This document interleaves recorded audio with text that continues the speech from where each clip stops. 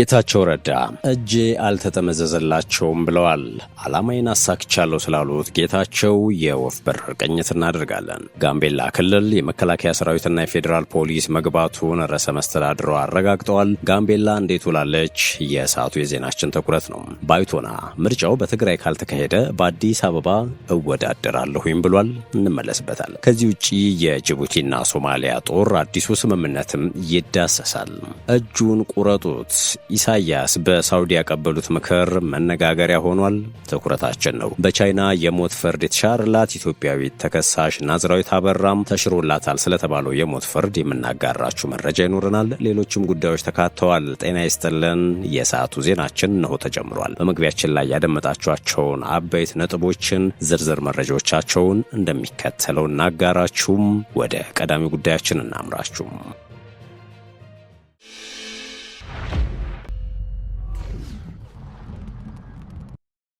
ባይቶና ምርጫው በትግራይ ካልተካሄደ በአዲስ አበባ እወዳደራለሁ ብሏል። በትግራይ ክልል ሲንቀሳቀስ የቆየው ተቃዋሚው ባይቶና ፓርቲ በመጪው ግንቦት በሚደረገው ሀገራዊ ምርጫ ለመሳተፍ ዝግጅት እያደረገ መሆኑ ተዘግቧል። ፓርቲው በትግራይ ክልል ምርጫ ካልተካሄደ በአዲስ አበባ ከተማ ለመወዳደር ወጥኖ እየተንቀሳቀሰ እንደሆነ ገልጿል። ፓርቲው በአማራና አፋር ክልሎች የመወዳደር ውጥን እንዳለው የተገለጸ ቢሆንም ሆኖም በሁለቱም ክልሎች በምርጫው ለመሳተፍ አስቻይ ሁኔታ የለም ብሎ እንደሚያምን የተነገረው ፓርቲው በትግራይ ክልል ምርጫ ማካሄድ በሚቻልባቸው ሁኔታዎች ላይ ከብሔራዊ ምርጫ ቦርድ ጋር ንግግር መጀመሩም ተዘግቧል። የትግራዩ ጦርነትን ተከትሎ የፓርቲው ፍቃድ ተሰርዞ የቆየ ሲሆን በሚያዝያ ወር 2016 ዓ.ም ግን ፓርቲው በሀገር አቀፍ ደረጃ ለመንቀሳቀስ የሚያስችለውን ፍቃድ እንዳገኘ ይታወሳል።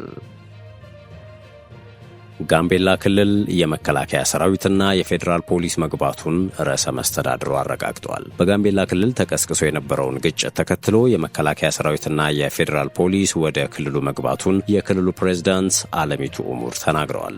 በተለያዩ አቅጣጫዎች ተኩስና ግጭቶች እንደተፈጠሩ መዘገቡን ተከትሎ ከሀገር ውስጥ የዜና ምንጮች ጥያቄ የቀረበላቸው የጋምቤላ ክልል ርዕሰ መስተዳድር አለሚቱ ኡሙድ አጭር ማብራሪያን የሰጡት ርዕሰ መስተዳድሯም በክልሉ የጸጥታ ችግር ተፈጥሮ እንደነበር አልሸሸጉም። የግጭቱን መንስኤ በተመለከተ ሲናገሩ አንድ የፖሊስ አዛዥ በመገደሉ ምክንያት መሆኑን ገልጸው አዛዡ ከመገደሉ በፊትም የጸጥታ ችግሮች በአካባቢው ሲፈጠር እንደነበር አስታውሰዋል። ይሁን እንጂ ከግድያው በኋላ አካባቢው ሰላም የነበረ ቢሆንም አንዳንድ አካባቢዎች ላይ የተለያዩ የተኩስ ድምጾች ሲሰሙ ነበር ብለዋል። በክልሉ የተነሳው ግጭት አሁን ላይ እየተረጋጋ የከተማው እንቅስቃሴ ሰላማዊ መሆኑንና በከተማው የሚያሰጋ ነገር እንደሌለ ርዕሰ መስተዳድሩ አክለዋል። ግጭቱን ለማረጋጋትና የከተማውን ሰላም ለመጠበቅ ወደ ክልሉ የመከላከያ ሰራዊትና የፌዴራል ፖሊስ መግባቱንም አስረድተዋል። ከዚህ በተጨማሪ አንዳንድ አካባቢዎች ላይ ችግሮች መኖራቸውን ገልጸው በቦታው ሰላም ለማስፈን እየተሰራ ነው ያሉት። በእርሳቸው ርዕሰ መስተዳደርነት የሚመራው የጋምቤላ ክልል ትላንት ምሽት ባወጣው መግለጫ በርካታ ያላቸውን ነገር ግን በቁጥር ያልገለጻቸውን ሰዎች በቁጥጥር ስር መዋሉን አስታውቋል። ይህም ብቻ ሳይሆን ከጸጥታ አካላት ውጭ የጦር መሳሪያ የያዘ ግለሰብ ወይም ቡድን አስፈላጊ ሲል የጠራው እርምጃ እንደሚወሰድበትም አስጠንቅቋል። የመረጃ ጥንቅራችን እንደቀጠለን። የተከበራችሁ ቤተሰቦቻችን እጅ ያልተጠመዘዘላቸውም ስላሉት ጌታቸው ረዳ እንመልከት። የጠቅላይ ሚኒስትሩ የምስራቅ አፍሪካ ጉዳዮች አማካሪው ጌታቸው ረዳ አፍሪካን ሪፖርት ላይ ሰፊ ትንታኔ የጻፉበትን መጣጥፍ አውጥተዋል። ጌታቸው በዚህ ጽሑፍ በዋነኛነት የዳሰሱት በፕሪቶሪያው ስምምነት እንደዚሁም የዛሬ ወር በአልጀዚራ ያደረጉትን የለንደኑን የፊት ለፊት ፍጥጫ ወይም ቃለ ምልልስ ላይ ነው። ጌታቸው እንደሚሉት ያ ቃለ ምልልስ በሀገር ውስጥም ሆነ ዲሞክራሲን ለኢትዮጵያ አስተምራለሁ በሚሉ የውጭ ኃይሎች ዘንድ መነጋገሪያ ሆኗል። እናም ከዚያኔው ቃለ ምልልስ ማግስት ደጋፊዎችም ሆኑ ተቃዋሚዎች በሰጡት ሐሳብና ምላሽ ዙሪያ የራሳቸውን ትርጉም ሲያስቀምጡ ሲጽፉ ተመልክቻለሁ ብለዋል። አክለውም አንዳንድ ተቃዋሚዎች ጭራሽ ይባስ ብለው በጦርነቱ ወቅት ሳራምደው ከነበረው ትርክት መለወጤን፣ ሰላማዊ የፖለቲካ መንገድ መጀመሬን፣ ከዚህ በፊት የሰጡኝን ኃላፊነት እንዳለ ሁሉ ከሃዲ አድርገው ተመልክተዋኛል ሲሉ ነው የሞገቱት። እኔ በዚህ ፍረጃ አልስማማም ይላሉ ጌታቸው። ምናልባት በጦርነቱ ወቅት ሳራምደው ከነበረው እሳቤ አንጻር አሁን ለስለስ ባለ ቃላትና አቀራረብ ከተመለከቱኝ ትክክለኛ ምክንያት የሚሆነው ሰላምን በመምረጤ ነው ሲሉ ሞግተዋል። ለሰላም ቅድሚያ መስጠቴ ደግሞ መፈክር ሳይሆን ለሕዝብ የምወጣው ግዴታ ነው በማለትም ጭምርም ከቃለ ምልልሱ ማግስት የታዩ ምላሾች የሚጠበቁ ናቸው የሚሉት አማካሪው የትግራዩ ጦርነት ቁጣም፣ የጥቃት ስሜትና ሐዘን መፍጠሩን አስታውሰው ጦርነት ያላለቀ የቤት ስራም በተለያዩ አደባባዮች ሲነገርም የብዙዎችን ቁስል የሚነካካ ሲሉ ገልጸውታል። አንዳንዶቹ የተጋነኑ ስሜቶች ጉዳዮችም በይፋ ተንጸባርቀዋል በማለት በዚያ ቃለ ምልልስ አሟጋች የነበረው እኔ ያልኩት ሳይሆን ኋላ ቀር ሲሉ የሚገልጹት ህወሓት የፕሪቶሪያውን ስምምነት የሚመለከትበት መነጽር ነው ብለዋል። ወደ ሌላኛው መረጃችን እንለፍ።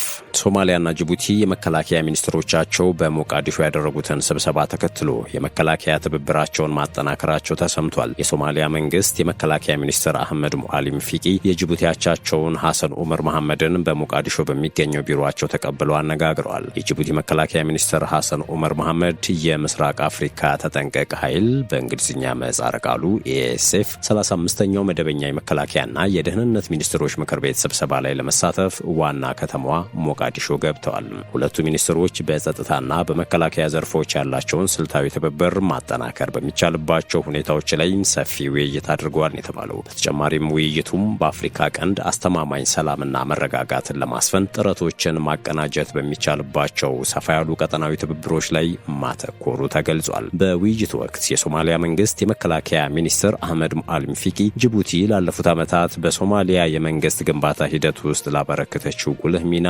ያላቸውን ምስጋና መግለጻቸውን የሶማሊያ ብሔራዊ የዜና አገልግሎት ሶና ዘግቧል። ሚኒስትሩ በተለይም ጅቡቲ በሶማሊያ የአፍሪካ ህብረት የድጋፍና የማረጋጋት ተልዕኮ አውሶም ውስጥ የምታደርገውን ንቁ ተሳትፎን አውስተዋል። ይህም ጅቡቲ ለሶማሊያ የምታሳየው ቀጣይነት ያለው ድጋፍና በሁለቱ ሀገራት መካከል ያለውን እውነተኛ የወንድማማችነት ትስስር ማሳያ መሆኑን መናገራቸውን ዘገባው አመልክቷል።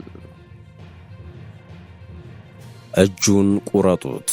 ኢሳያስ በሳውዲ ያቀበሉት ምክር መነጋገሪያ ሆኗል። በ80 ዓመት ዕድሜያቸው መባቻ ላይ የሚገኙት የኤርትራው ፕሬዝዳንት ኢሳያስ አፈወርቂ ባሳለፍነው ሳምንት ሳውዲ አረቢያ እንደነበሩ ይታወሳል። በሳውዲ ከሀገሪቱ ንጉሳውያን ቤተሰቦች ጋር በነበራቸው ቆይታ በሱዳን ስላለው ጦርነት የሰጡት ምክር ግን ብዙዎችን እያነጋገረ ነው። ኢሳያስ የዳጋሎ ጦር አስፈሪ ትጥቆችን እየታጠቀ ነው ብለዋል። የሱዳን ቲያር ጋዜጣ ጋዜጠኛ የሆነው አብደልናቢ ሻሂንክ ከፕሬዝዳንቱ ጋር ቃለ ምልልስ አድርጎ ነበረ። ለጋዜጣው ሲናገሩም የሱዳን የተኩስ አቁም የሚሳካው ለፈጥኖ ደራሽ ኃይሎች የሚደረጉ የጦር መሳሪያ ድጋፍ መስመሮችን በመቁረጥ ነው ሲሉ ነው መክረዋል የተባለው። የሱዳን ቲያር ጋዜጣ በአፍሪካ ክፍለ ዘመን ክልል ውስጥ ካሉት ታዋቂ ሚዛን አውጪዎች አንዱ ከሆነው ከፕሬዝዳንት ኢሳያስ አፈወርቂ ጋር በክልሉ ውስጥ ስለሚታዩት ፈጣን የጂኦፖለቲካል ለውጦች፣ የሱዳን ጦርነት ያስከተለውን መዘዝና የሳውዲ አረቢያ መንግስት በቀይ ባህር ውስጥ የደህንነት ሂደቶች መልሶ በማቋቋም ረገድ ስለሚጫወተው ሚና ውይይት አድርጓል። ኤርትራ ከግማሽ ዓመት በላይ የዘለቀ ልምድ እንዳላት አስታውሶ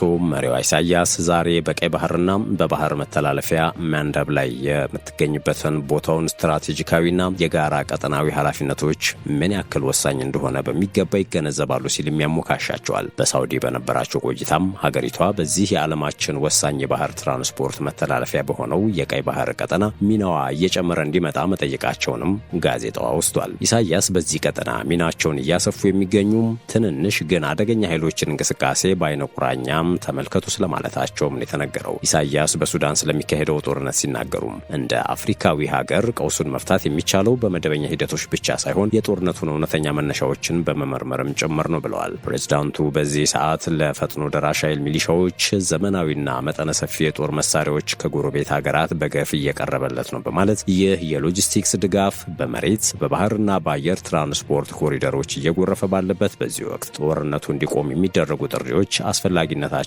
ዘላቂ አይሆንም ብለዋል። አርኤስኤፍ ከብዙ ሀገሮች ጋር በመሆን ቅጥረኞችን በመመልመልና ዘመናዊ የጦር መሳሪያዎችን በመቀበል ላይ እንደሚገኝ የጠቆሙ ሲሆን ይህም በሲቪሎች ላይ የሚፈጸሙ ወንጀሎች እንዲባባሱም፣ ግድያ፣ ዝርፊያ፣ አስገድዶ መድፈርና በሱዳን ውስጥ ማህበራዊና ኢኮኖሚያዊ እንዲሁም መዋቅራዊ ስርዓቱ እንዲበላሽ ምክንያት ሆኗል ብለዋል። አፍሪካውያን አንዳንድ የቀጠናው ኃይሎች በሱዳን የሽግግር ምዕራፍ ወቅት መደበኛ ሂደቶችን ማባባስ ወይንም ጦርነቱን ለማራዘም በሱዳን ውስጥ የሚጓጓዙ የጦር መሳሪያዎችን መደገፍን ጨምሮ የሀገሪቱን መከራ አባብሰውታል ሲሉም ነው የከሰሱት። ሌሎች የቀጠናው ኃይሎች ደግሞ በሊቢያ በኩል የጦር መሳሪያ በማዘዋወር ወይም በየመን የመንግስትን አንድነት አደጋ ላይ የሚጥሉና ለውጭ ተጽዕኖ በር የሚከፍቱ ከፋፋይ ፕሮጀክቶችን በመደገፍ ለአካባቢው ችግር መወሳሰብ የከፋ ሚና እየተጫወቱ ይገኛሉ ሲሉም ነው ያከሉት። በመጨረሻም በቻይና የሞት ፍርድ የተሻረላት ኢትዮጵያዊት ተከሳሽ ናዝራዊት አበራ የሞት ፍርዱ ተሽሮላታል እየተባለ ነው። በቻይና በእስር ላይ ስለምትገኘው ኢትዮጵያዊት ናዝራዊት አበራ ወቅታዊ ሁኔታን ከቅርብ ቤተሰቦቿ አዲስ መረጃ ተገኝቷል። በዚህ መሰረት ናዝራዊት ካለችበት አስቸጋሪ ሁኔታ አንጻር አሁንም ብርቱ ሆና እንደሚገኝ ተገልጿል። ቀደም ሲል ተወስኖባት የነበረው የሞት ቅጣት በይግባኝ ወደ ዕድሜ ልክ እስራት መቀየሩ ይታወሳል። በአሁኑ ወቅት ደግሞ ቅጣቱን ይበልጥ ለማቃለል ሌላ የይግባኝ ጥያቄ ቀርቦ በሂደት ላይ ይገኛል የተባለው። ይህም ለቤተሰቦቿ ትልቅ ተስፋ የሰነቀ ሲሆን ናዝራዊት በእስር ላይ ብትሆንም ጊዜዋን በከንቱ እያሳለፈች አይደለም የተባለው። ለአብነት ያክል ባላት የእንግሊዝኛ ቋንቋ ችሎታ ለሌሎች እስረኞች ትምህርት እየሰጠች ትገኛለች። ይህ ደግሞ በእስረኞች ዘንድም እጅግ ተወዳጅ እንድትሆን አድርጓታል ተብሏል። ከዚህ በተጨማሪም በቻይንኛ ቋንቋ የመጀመሪያ ዲግሪዋን የያዘች ሲሆን በአሁኑ ወቅት በርካታ የቻይንኛ መጽሐፍትን በማንበብ እውቀቷን እያዳበረች ትገኛለች። ከዚህ ቀደም ጠቅላይ ሚኒስትር አብይ አህመድ ጉዳዩን በቅርበት ሲከታተሉት ነበር የተባለ ሲሆን ከቻይና ባለስልጣናት ጋርም በተደጋጋሚ መወያየታቸውን መረጃው ጠቁሟል። ጠቅላይ ሚኒስትሩ ለቤተሰቦቿ ስልክ በመደወል ድጋፋቸውን መግለጻቸውንም ከቤተሰባቸው የተገኘው መረጃ ያሳያል። በቅርቡም እህቶቿና ፓይለት የሆነው ወንድሟ ወደ ቻይና በመጓዝ በአካል አይተዋት እንደተመለሱ በመግለጽ አንዳንድ በማህበራዊ ሚዲያ የሚዘዋወሩ ያልተረጋገጡ መረጃዎች በቤተሰቧ ላይ ከፍተኛ ድንጋጤ እየፈጠሩ እንደሚገኝ በማሳሰብ ቀናቶች ቀሯት፣ የሞት ፍርድ የሚባል ነገር የለም ተብሏል። እነዚህ መረጃዎች ሐሰተኛ በመሆናቸው አንዳንድ አካላት ከዚህ ተግባራቸው እንዲቆጠቡም ተማጽኖ ቀርቧል። የተከበራችሁ የሸገር ታይምስ ቤተሰቦች ለአሁኑ የያዝነው የመረጃ ጥንቅራችን ያደመጣችሁት ይመስል ነበረ። ስለተከታተላችሁን ከልብ እናመሰግናለን። በያላችሁበት ሰናይ ጊዜ።